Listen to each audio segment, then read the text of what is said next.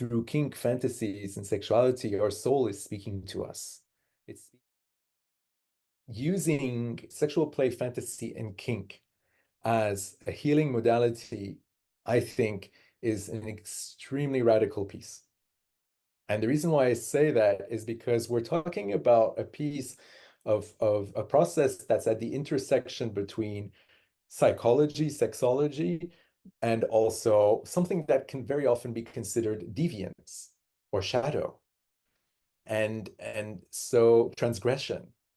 And so very often people who are on the transgressive side of the spectrum, so hardcore kinksters who just want to go kind of like crazy and all out, they very often want nothing to do with therapy.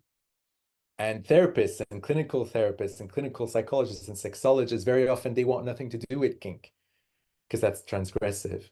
And so to be in this very slim sliver where the two intersect, I think is an extremely rare place.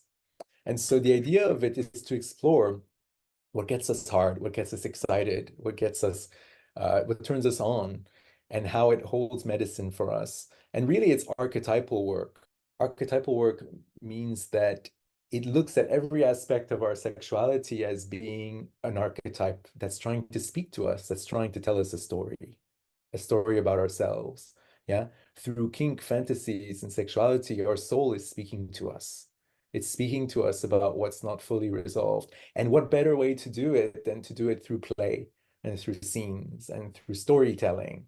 Yeah. For me, that's one of the best parts. It's really like mythology, because it allows us to really put together a play, and it really speaks to the fact that this really is all just a play and the illusionary aspect of all of our traumas. So I think it's extremely powerful work. That's the medicine of sex.